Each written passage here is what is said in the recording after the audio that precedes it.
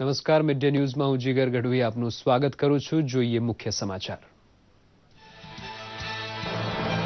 પ્રધાનમંત્રી નરેન્દ્ર મોદીએ દેશવાસીઓને આપી નવા વર્ષની ભેટ. ગરીબો, ખેડૂતો, વરિષ્ઠ નાગરિકો અને મહિલાઓ માટે કરી મોટી જાહેરાતો. ભ્રષ્ટાચારીઓ વિરુદ્ધ કડક પગલાં ભરવાની દીધી ચેતવણી.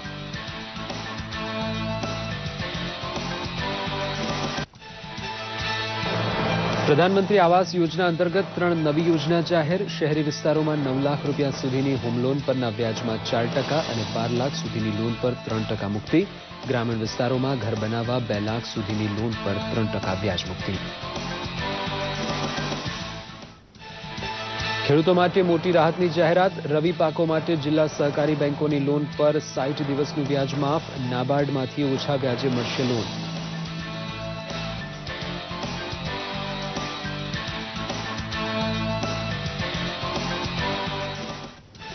ઉત્તર પ્રદેશના હાઈ વોલ્ટેજ રાજકીય ડ્રામામાં આવેલો નવો વળાંક. મુખ્યમંત્રી અખિલેશ યાદવ અને તેમના કાકા રામગોપાલ યાદવ કરી રહ્યા છે લખનૌમાં રાષ્ટ્રીય અધિવેશન.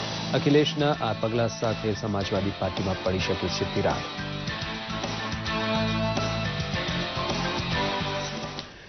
દેશ અને દુનિયામાં નવા વર્ષનું ઉત્સાહભેર સ્વાગત. ભારત સહિત અન્ય દેશોમાં યોજાયા રંગારંગ કાર્યક્રમો. ભવ્ય આતશબાજી સાથે 2016ને અપાઈ ભાવપૂર્ણ વિદાય અને કરાયું વર્ષ 2017નું સ્વાગત. ગુજરાતમાં ચર્ચમાં કરાઈ પ્રાર્થના તો અન્ય સ્થળોએ યોજાયા રેલીના કાર્યક્રમો. પાટીદાર આંદોલનના પ્રશ્નોનું યોગ્ય અને વ્યાજબી નિરાકરણ લાવવા અને વિવિધ સંગઠનોના અગ્રણીઓને વાતચીત કરવા આમંત્રણ આપતા નીતિન પટેલ. એસપીજીના કન્વીનરો સહિત અન્ય આગેવાનોને પણ સાંભળશે રાજ્ય સરકાર.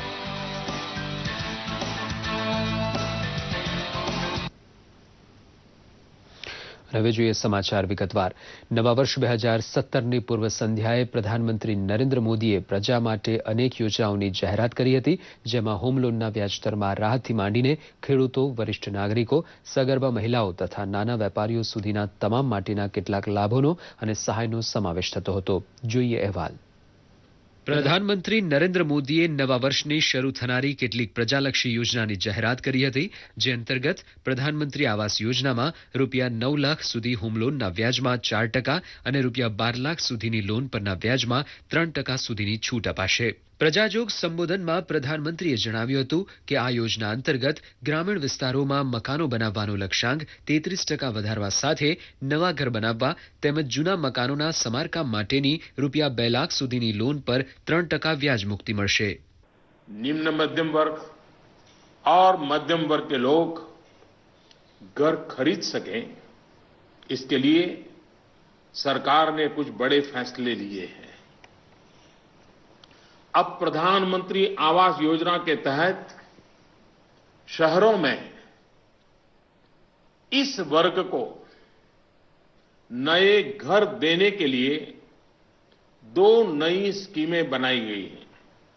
इसके तहत 2017 में घर बनाने के लिए 9 लाख रुपये तक के कर्ज पर ब्याज में 4% की छूट और 12 लाख रुपये तक के कर्ज पर ब्याज में 3% की छूट दी जाएगी.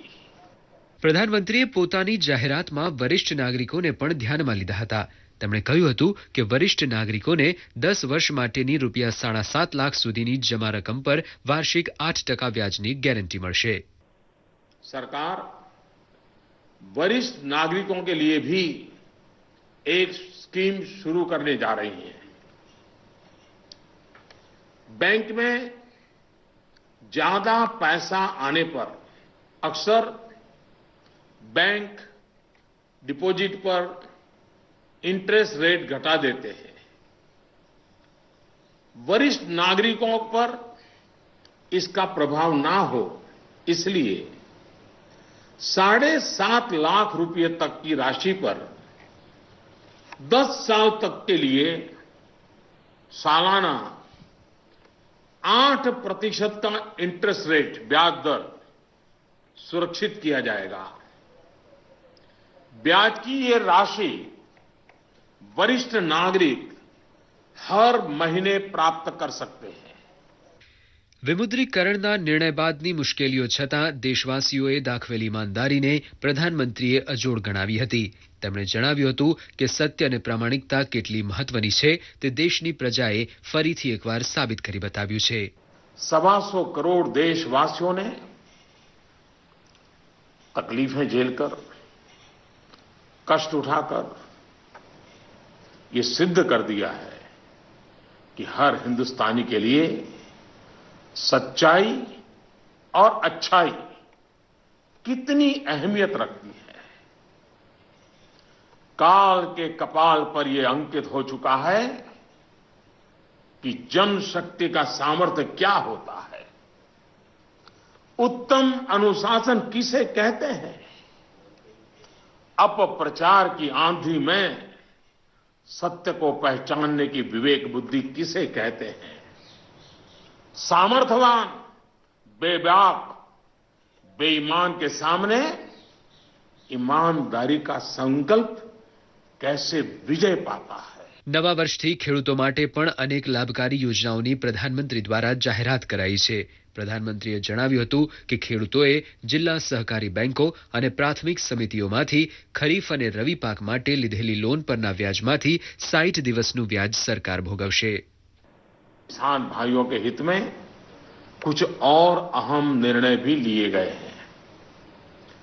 डिस्ट्रिक्ट कोऑपरेटिव सेंट्रल बैंक और प्राइमरी सोसाइटी से जिन किसानों ने खरीफ और रबी की बुआई के लिए कर्ज लिया था, उस कर्ज के 60 दिन का ब्याज सरकार वहन करेगी और किसानों के खातों में ट्रांसफर करेगी. कोऑपरेटिव बैंक और सोसाइटी से किसानों को और ज्यादा कर्ज मिल सके, इसके लिए उपाय किए गए हैं. नाबार्ड ने पिछले महीने 21,000 करोड़ रुपए की व्यवस्था की थी. अब सरकार इसे लगभग 2 गुना करते हुए इसमें 20,000 करोड़ रुपए और जोड़ रही है. इस रकम को नाबार्ड कोऑपरेटिव बैंक और सोसाइटीज को कम ब्याज पर देगा और इससे नाबार्ड को जो आर्थिक नुकसान होगा उसे भी सरकार वहन करेगी. 2016ના અંતિમ દિવસે પ્રધાનમંત્રીએ કરેલી જાહેરાતો 2017ના વર્ષમાં ગરીબ અને મધ્યમ વર્ગ સહિતના સામાન્ય નાગરિકો માટે આશીર્વાદ સમી બની રહેશે. દૂરદર્શન સમાચાર, અમદાવાદ. પ્રધાનમંત્રી નરેન્દ્ર મોદીના રાષ્ટ્રજોગ સંબોધનની નાણામંત્રી અરુણ જેટલી સહિત સર્વોચ્ચ નેતાઓએ પ્રશંસા કરી છે. તેમણે ટ્વિટર પર જણાવ્યું હતું કે પ્રધાનમંત્રીની જાહેરાતોથી આર્થિક પ્રવૃત્તિઓને સકારાત્મક વેગ મળશે. વરિષ્ઠ નાગરિકોને એફડી પર ચોક્કસ રિટર્ન મળશે એ ઘણી સારી બાબત છે. જેટલીએ જણાવ્યું હતું કે પ્રધાનમંત્રીની જાહેરાતના કારણે જીડીપીમાં વધારો થશે અને કૃષિ, લઘુ તેમજ મધ્યમ ઉદ્યોગોને પણ પ્રોત્સાહન મળશે. ગૃહમંત્રી રાજનાથસિંહ અને વિદેશમંત્રી સુષ્મા સ્વરાજે પ્રધાનમંત્રીની પ્રશંસા કરતા જણાવ્યું હતું કે પ્રધાનમંત્રીનો નિર્ણય વિકાસને વેગ આપનારો છે. કેન્દ્રીય માહિતી અને પ્રસારણ મંત્રી વેંકૈયા નાયડુએ જણાવ્યું હતું કે પ્રધાનમંત્રી પ્રજાની અપેક્ષા પર ખરા ઉતર્યા છે અને તેઓ સાચા અર્થમાં ગરીબોના મસીહા છે. And he has announced a big relief in his speech today. That's why the people who used to think that he is a messiah of the poor, it has been further consolidated and fortified by the actions he has announced today, because the government is for the poor, the government is for the middle class, the government is for the downtrodden. That has proved beyond doubt today by the announcement made by the Honorable Prime Minister. બંગાળના આરે આવીને ઉભેલા ઉત્તર પ્રદેશના શાસક સમાજવાદી પક્ષમાં દરરોજ નવા વળાંકો આવી રહ્યા છે. કેટલાક દિવસોથી ચાલી રહેલા હાઈ વોલ્ટેજ રાજકીય ડ્રામા પર પડદો પાડતા સપાના પ્રમુખ મુલાયમસિંહ યાદવે અખિલેશ યાદવની પક્ષમાંથી કરાયેલી બરતરફી પાછી ખેંચી લીધી હતી. જેના એક જ દિવસ બાદ અખિલેશ યાદવ અને તેમના કાકા રામગોપાલ યાદવે બોલાવેલા સપાના રાષ્ટ્રીય અધિવેશનમાં અખિલેશ યાદવને પક્ષના નવા રાષ્ટ્રીય પ્રમુખ જાહેર કરાયા હતા. આ સાથે જ શિવપાલ યાદવને પક્ષના રાષ્ટ્રીય પ્રમુખ પદેથી દૂર કરવાનો તેમજ અમરસિંહને સપામાંથી હાંકી કાઢવાનો પ્રસ્તાવ પણ પસાર થયો હતો. જોકે મુલાયમસિંહ યાદવે આ અધિવેશનને ગેરબંધારણીય ગણાવી તેમાં હાજરી આપવાનું ટાળ્યું હતું. બીજી બાજુ અખિલેશે જણાવ્યું હતું કે મુલાયમસિંહ પક્ષના સર્વોચ્ચ નેતા છે અને કાયમ રહેશે. આ અગાઉ ગઈકાલે અખિલેશની સાથે રામગોપાલ યાદવને પણ પક્ષમાં પાછા લેવાયા હતા. સમાજવાદી પક્ષમાં વર્ચસ્વ માટેની લડાઈ વચ્ચે અખિલેશ યાદવ મજબૂત નેતા તરીકે બહાર આવ્યા છે. આગામી વિધાનસભા ચૂંટણીમાં ટિકિટોની વહેંચણી સહિતના મુદ્દે પિતા મુલાયમે નમતું જોખીને પુત્ર અખિલેશની માગણીઓ માનવી પડી હતી.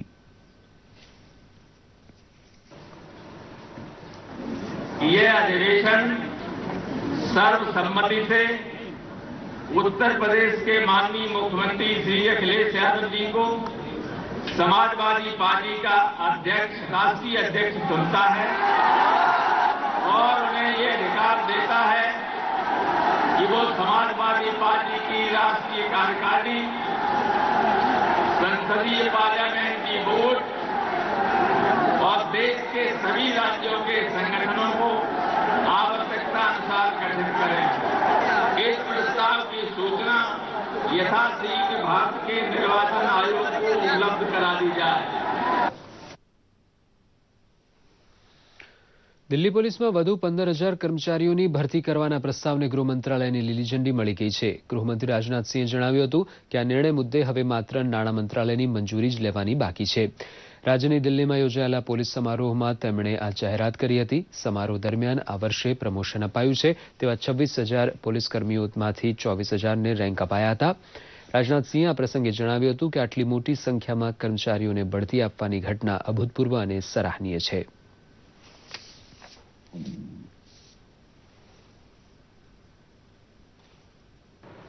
जो भी एफआईआर दर्ज कराने थाने पहुंचता है उसकी एफआईआर दर्ज कीजिए, लेकिन एक व्यक्ति ऐसा शेष नहीं बचना चाहिए जो एफआईआर दर्ज कराना चाहता है और यह कहकर हम उसको वापस कर दें कि तुम्हारी एफआईआर दर्ज नहीं हो सकती है.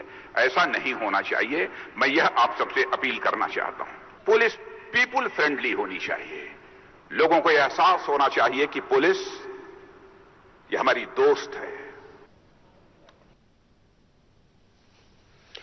સમગ્ર વિશ્વ ગઈકાલે નવા વર્ષને વધાવવા હિલોડે ચડ્યું હતું ત્યારે ઇસ્તંબુલની એક નાઇટ ક્લબમાં માથા ફરેલા શખ્સે બેફામ ગોળીબાર કરીને 35થી વધુ નિર્દોષ લોકોને મોતને ઘાટ ઉતારી દીધા.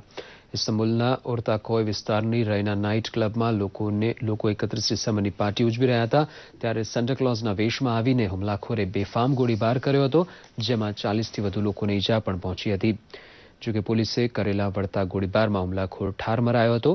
ઉલ્લેખનીય છે કે હુમલાના સમયે નાઇટ ક્લબમાં સેંકડો લોકો ઉમટ્યા હતા. ભારત સહિત દુનિયાભરમાં નવા વર્ષ 2017નું ધમાકેદાર સ્વાગત કરાયું હતું. વિશ્વભરમાં લોકોએ પોતપોતાના આગવા અંદાજમાં નવા વર્ષને વધાવ્યું હતું. રાત્રે બરાબર 12 વાગ્યાના ટકોરે ભવ્ય આતશબાજીનો નજારો જોવા લોકોનો માનવ મહેરામણ ઉમટ્યો હતો. ભારતમાં પણ દેશના પાટનગર, દિલ્હી અને મુંબઈ સહિતના શહેરોમાં ઉજવણી દરમિયાન અનિચ્છનીય ઘટના ન બને તે માટે સલામતીનો ચુસ્ત બંદોબસ્ત ગોઠવાયો હતો.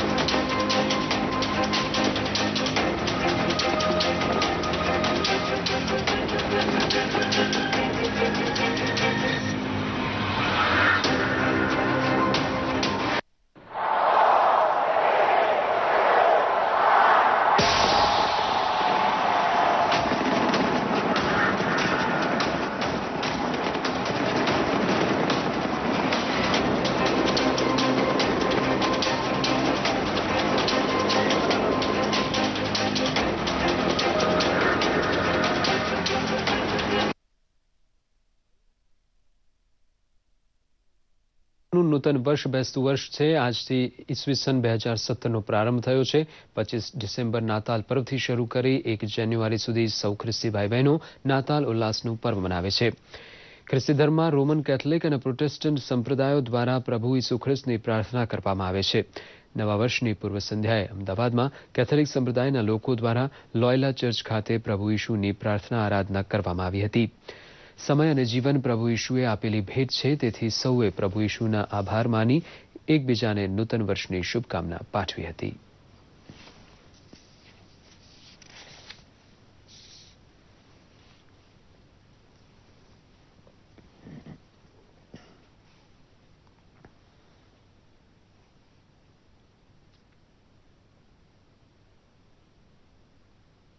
આ ખ્રિસ્ત યજ્ઞ દ્વારા બેસતા વર્ષનું સ્વાગત કરીશું અને પ્રભુ ઈસુના માં મરિયમ અને આધ્યાત્મિક પિતા યોસેફ જે પવિત્ર કુટુંબ છે, નમૂનેદાર કુટુંબ છે, એમનો પણ અમે આશીર્વાદ માંગીશું.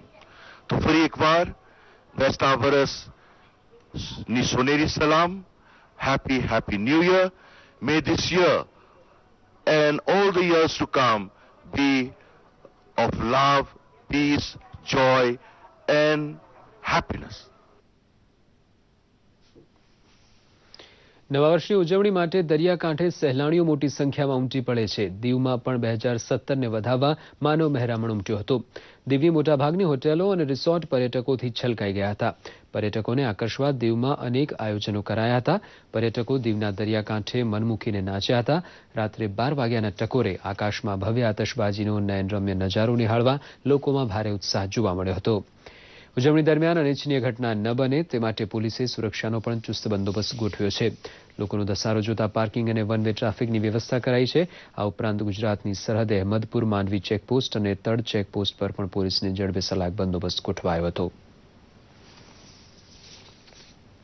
यहाँ दीव में जो मेन मार्केट है वहाँ पे हमने वन वे किया हुआ है as per the directions of collector also.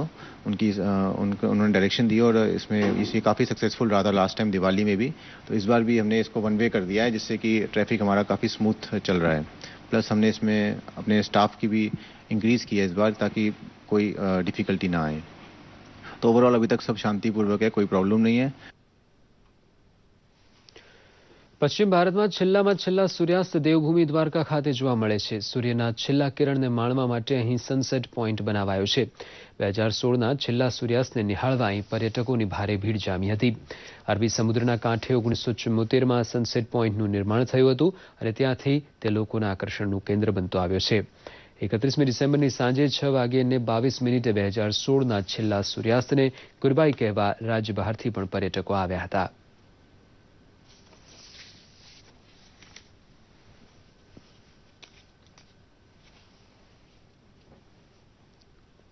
पश्चिम भारत का ये अंतिम छोर है. यहाँ पर देश का अंतिम सूर्यास्त नित्य होता है.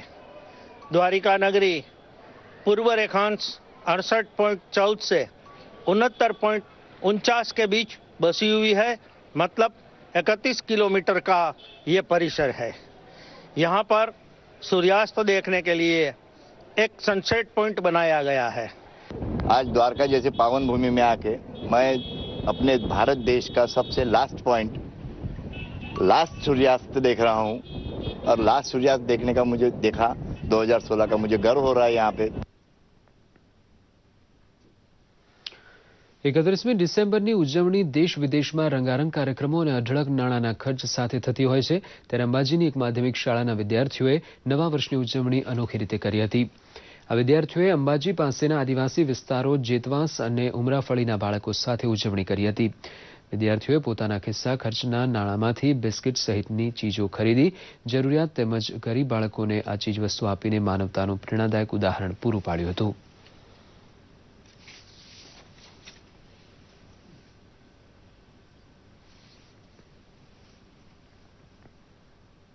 અંબાજી ગ્રામ પંચાયત ઉચ્ચતર માધ્યમિક શાળા કોમર્સ અમે કોમર્સના વિદ્યાર્થીઓ એકત્રિત થઈ પૈસા એકત્રિત કરીને આદિવાસી બાળકોને બિસ્કિટનું વિતરણ કર્યું છે. એમાં સદુપયોગ કરીને અમે અમે 31st ની ઉજવણી કરી છે. અમે આ કાર્ય 3 વર્ષથી કરીએ છીએ અને અમે પણ લોકોને એ જ કહીએ છીએ કે ખોટા ખર્ચા બંધ કરીને આવા કાર્યમાં ભાગ લેવો.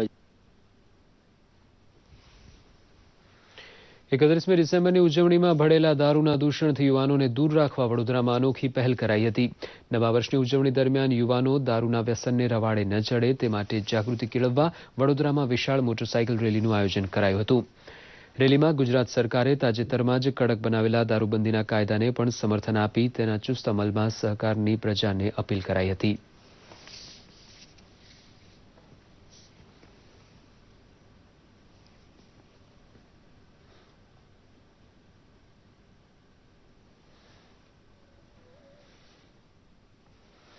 બે 2016ને અલવિદા કહેવા અને 2017ને આવકારવા દીવમાં માનવ મહેરામણ ઉમટ્યો હતો. તેમાં ઉજવણી દરમિયાન ગુજરાતમાંથી દારૂ પીધેલા 50 જેટલા પ્રવાસીઓની સોમનાથ પોલીસે અટકાયત કરી હતી. પીધેલી હાલતમાં પકડાયેલાઓમાં ઉનાના ભડાસી ગામના નવા ચૂંટાયેલા સરપંચ અરવિંદભાઈ લાખણોત્રાનો પણ સમાવેશ થતો હતો. તેમની સાથે અન્ય 2 વ્યક્તિની પણ બિયર સાથે અટકાયત કરાઈ હતી. દીવથી આવનારા લોકોનું ઉનાની માંડવી અને તડ ચેકપોસ્ટ ખાતે સઘન ચેકિંગ થઈ રહ્યું છે.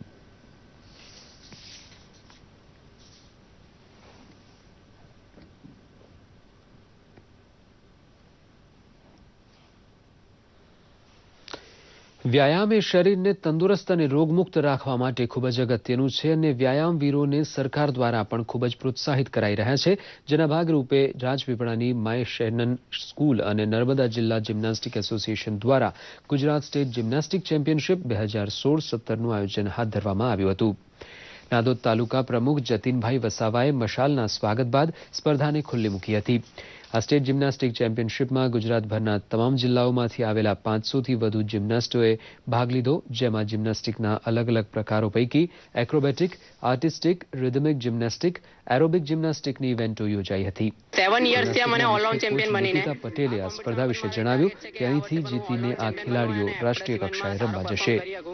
અહીં આવીને અહીંનું જે ડેકોરેશન છે મને સારું લાગ્યું અને કોમ્પિટિશન એરિના પણ સારો છે અને સ્કૂલની ફેસિલિટીઝ પણ સારી મળે. હું આશા રાખું છું કે અહીં પણ હું ચેમ્પિયન થઈ શકું. આર્ટિસ્ટિક જિમ્નાસ્ટિક રમવા આવ્યો છું. આ સ્ટેટ લેવલની કોમ્પિટિશન છે અને અહીં હું ભાગ લઉં છું. મારી ઈચ્છા છે કે મેં ઓલરાઉન્ડ ચેમ્પિયન બનું અને આ નેશનલમાં બી હું ગુજરાતનું નામ વધારું જેથી મને ઇન્ડિયામાંથી બી ભાગ લેવા માટે ચેમ્પિયનશિપ મેળવવા માટે અહીં આવ્યા છે ને એ માટેની આ સ્પર્ધાઓ છે. આ સ્પર્ધાઓનું આયોજન નર્મદા જિલ્લા જિમ્નાસ્ટિક એસોસિએશન અને અમારી શાળાએ એને હોસ્ટ કરેલું છે. હું મારો ઇન્ટરેસ્ટ જિમ્નાસ્ટિક્સમાં પડ્યું સુરતમાં 2006માં એશિયન ગેમ્સ હેલ્ડ હતા આર્ટિસ્ટિકની અને રિધમિકની. એ હું જોવા આવીને મને બહુ ગમ્યું એટલે મેં કીધું કે મને આવું જ કરવું છે. ગુજરાત સરકારના નાયબ મુખ્યમંત્રી નીતિનભાઈ પટેલે પત્રકારોને અને એસપીજીના ગણમાન્ય નેતાઓને પાટીદાર અનામત સહિતના પ્રશ્નો પર સર્વસંમતિ સાથે ચર્ચા કરીને નિવારણ લાવવા રાજ્ય સરકાર વતી સરકાર સાથે મંત્રણામાં જોડાવા આમંત્રણ આપ્યું હોવાનું જણાવ્યું છે અને દરેક પ્રશ્નોનો સુખદ ચર્ચા વિચારણાથી અંત આવશે તેવી આશા વ્યક્ત કરી છે.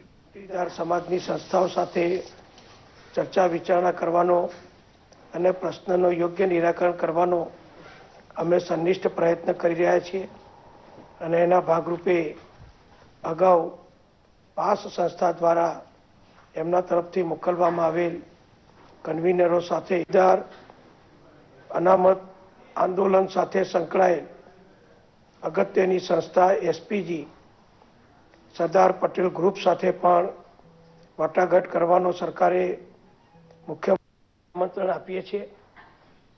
એટલે આ જાહેર આમંત્રણ છે. ફોન દ્વારા પણ અમે એમના પ્રમુખશ્રીનો સંપર્ક કરીને એમને પણ આ જ માહિતી આપીશું. એમની પાસે પણ એમના તરફથી ચર્ચા વિચારણામાં લગભગ સેવા પ્રવૃત્તિ કરનાર રાષ્ટ્રીય સ્વયંસેવક સંઘ પરિવારના 100 વર્ષ પૂરા થતા દેશના વિવિધ પ્રાંતમાં ભારત સેવાશ્રમ સંઘ દ્વારા હિન્દુ સંમેલન યોજાઈ રહ્યા છે. દક્ષિણ ગુજરાતના આદિવાસી વિસ્તાર ગણાતા નવસારી જિલ્લાના વાંસદા ખાતે સંઘના વડા મોહન ભાગવતની ઉપસ્થિતિમાં વિશાળ સંમેલન યોજાયું હતું. સમારોહમાં મોહન ભાગવતે સનાતન હિન્દુ ધર્મની રક્ષા માટે જાગૃત થવાની અપીલ કરતા જણાવ્યું હતું કે ભારત હિન્દુ બહુમતીવાળો દેશ છે. 40,000 વર્ષથી અખંડ ભારતમાં રહેતા દરેક વ્યક્તિનું ડીએનએ પૂર્વજોની સમાન છે. તે પહેલા સરગસાકારે સંતો મહંતો શહેરમાં ફર્યા હતા. ચૈતન્ય શંભુ મહારાજે હિન્દુ ધર્મના રક્ષણ માટે તન મન ધનથી કામ કરવા લોકોને અનુરોધ કર્યો હતો.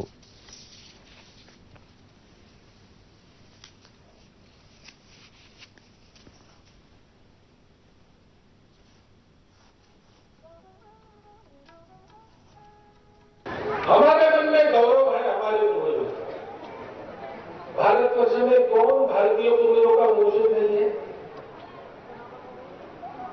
जो अपने आप को हिंदू नहीं कहते वे सब भी समान भारतीय पूर्वजों के वंशज है। आज का विज्ञान कहता है 40,000 वर्ष पूर्व से इंडो ईरानियन से यानी अखंड भारत में रहने वाले प्रत्येक व्यक्ति का डीएनए समान पूर्वजों का है।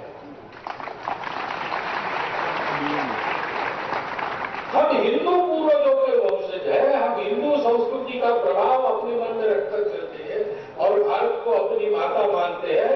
हम हिंदू हैं, हिंदू रहेंगे और दुनिया को देने के लिए हमारे पास है, वो हमको देना है, इसलिए हम योग्य बनेंगे। હિન્દુત્વની જે તાકાત છે, હિન્દુ ધર્મની જે તાકાત છે, એને દુનિયાની કોઈ તાકાત ભારતમાંથી હટાવી શકી નથી.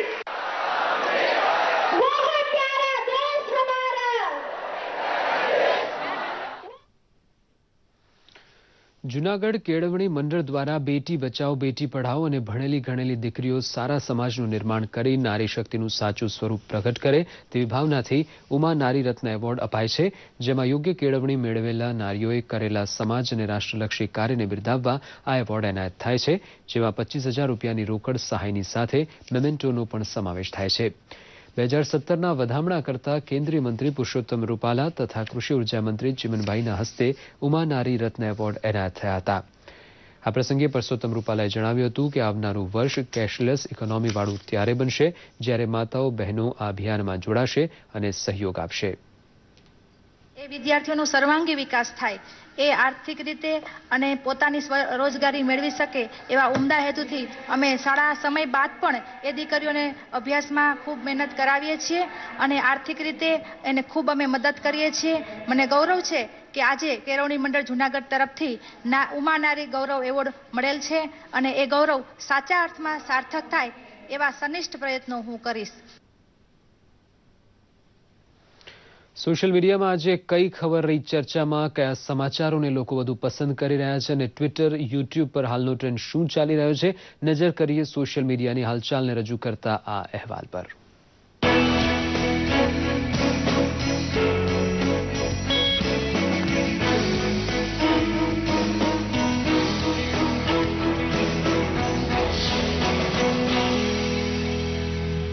યુકેથી ઇન્ડિયા સુધી 32,000 કિલોમીટરની કારમાં મુસાફરી કરનાર ભારુલતા કામલે નામની ભારતીય મહિલાએ મુખ્યમંત્રી વિજયભાઈ રૂપાણી સાથે મુલાકાત યોજી હતી. ભારુલતા કામલે વિશ્વની પ્રથમ મહિલા છે જેને સફળતાપૂર્વક આટલી લાંબી કાર મુસાફરી કરી છે. મુખ્યમંત્રીએ આ મુલાકાત અંગે ટ્વિટર પર તસવીર સાથે માહિતી શેર કરી છે. જાણીતા રેતી કૃતિકાર સુદર્શન પટનાયકે રેતીમાંથી કેટલીક કૃતિઓ બનાવી નવા વર્ષ 2017ને અનોખી રીતે આવકાર્યું છે. પૂરી બીચ પર નવા વર્ષના આશીર્વાદ સાથે ભગવાન જગન્નાથજીની કૃતિ પણ બનાવી છે. ચિત્રકાર સુદર્શન પટનાયકે નવા વર્ષની આ તમામ કૃતિઓ ટ્વિટર પર શેર કરી છે. વિદેશ મંત્રાલયના પ્રવક્તા અને જોઈન્ટ સેક્રેટરી વિકાસ સ્વરૂપે ટ્વિટર પર નવા વર્ષની શુભકામના પાઠવી છે. તેઓએ શુભકામના સાથે વર્ષ 2016માં ભારત માટે બનેલી કેટલીક મહત્વની ઘટનાઓને એક તસવીરમાં એકઠી કરી ટ્વિટર પર શેર કરી છે.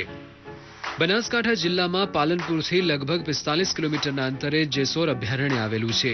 જેસોરને વર્ષ 1978માં વન્યજીવ અભયારણ્ય તરીકે જાહેર કરવામાં આવ્યું હતું. આ અભયારણ્ય જેસોર હિલ અને તેના આસપાસના જંગલ વિસ્તારોમાં 180.66 ચોરસ કિલોમીટરના વિસ્તારમાં ફેલાયેલું છે. આ અભયારણ્યમાં વનસ્પતિ અને પ્રાણી સૃષ્ટિની અનેક દુર્લભ અને નાશપ્રાય પ્રજાતિ મળી આવે છે. આ અભયારણ્યમાં ચિત્તો, સાબર, જંગલી ડુક્કર, શાહુડી અને પક્ષીઓની વિવિધ પ્રજાતિ પણ જોવા મળે છે. અમદાવાદથી 190 કિલોમીટર દૂર આવેલા જેસોર અભયારણ્ય અંગે માહિતી વિભાગના ટ્વિટર પેજ પર તસવીરો સાથે માહિતી શેર કરવામાં આવી છે. સોશિયલ મીડિયા ડેસ્કનો રિપોર્ટ, દૂરદર્શન સમાચાર, અમદાવાદ. સાથે જ મિડ ડે ન્યૂઝ અહીં સમાપ્ત કરીએ છીએ. નમસ્કાર.